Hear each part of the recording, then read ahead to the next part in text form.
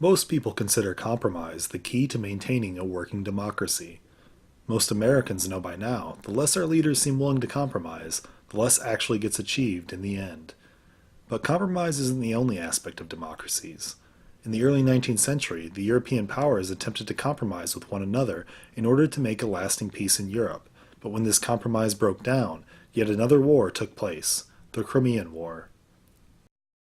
After the final defeat of Napoleon and his subsequent exile in 1814, the victorious powers of Europe, which at this point was basically everyone but France, gathered at the Austrian capital, Vienna, to try and figure out a stable settlement for Europe. The diplomats tried to safeguard Europe against the intermittent but frequent conflict that had plagued it for centuries by divvying up territory and spheres of influence. The countries also tried to work out solutions and plans that would maintain the political status quo in each country, making significant upheavals like the French Revolution impossible. This agreement worked for several decades until the power of the Ottoman Empire, which had held large parts of the Balkans and Eastern Europe for centuries, began to wane.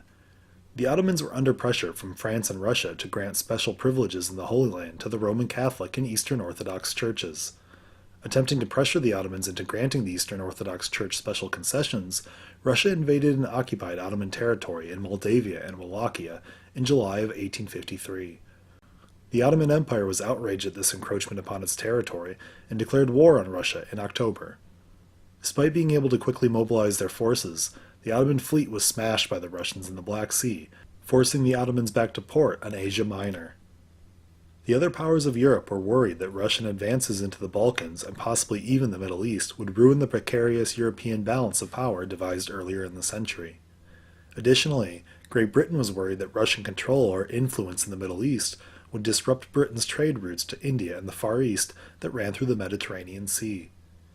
France also had an interest in getting involved in the conflict, as the new French president, Napoleon III, nephew to Napoleon Bonaparte, had recently declared the Second French Empire and was eager for military victory. Military victory against the Russians would be symbolically important for the French, as it was defeat in Russia which had signaled the beginning of the end of the First French Empire.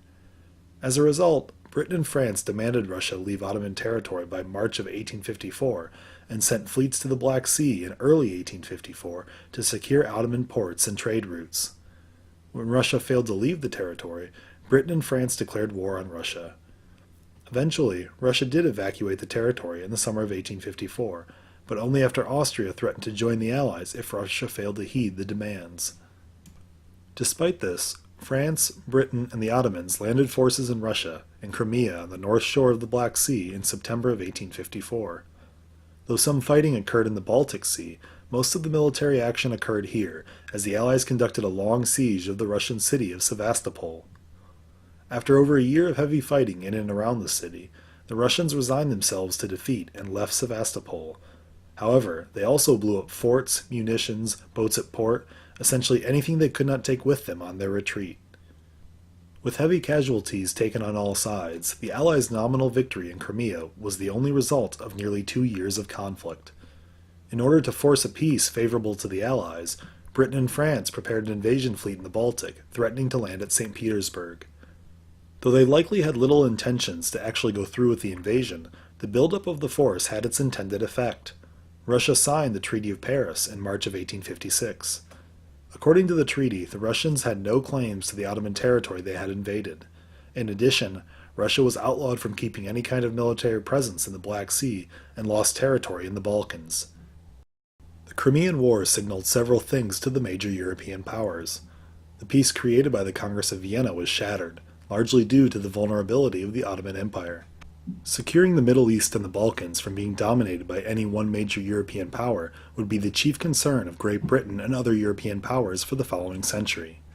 Defeat also proved to the Russian government that further modernization was necessary if Russia wanted to have its power felt on the international level. The war affected more than geopolitics. Most military historians consider the Crimean War, especially the maneuvers in and around Sevastopol, to be one of the most bungled operations in history. Much like the even more devastating First World War only a half-century later, advances in weaponry had made the current military maneuvers obsolete. Considering this, it seems even more egregious that the vast majority of deaths in the conflict came from disease due to poor supplies and poor planning. Hundreds of thousands of Russians perished, and the French and British lost approximately 100,000 and 25,000 troops respectively. In fact, the British folk hero nurse, Florence Nightingale, was first made famous for her actions in the Crimean War. The decline of the Ottoman Empire, coupled with Russian ambitions, caused the Crimean War. Britain's interest in maintaining the balance of power and the new French regime's readiness for military success exacerbated the conflict. While it certainly kept territory in the Balkans from being acquired by another power for a time, it didn't stop the decay of the Ottoman regional power. Furthermore, the failures and mistakes of the Crimean campaign itself cost thousands of lives and made it starkly apparent that improvements in military technology were drastically outpacing innovations in military tactics, a warning, if heeded, that might have saved the lives of some in World War I a half-century later.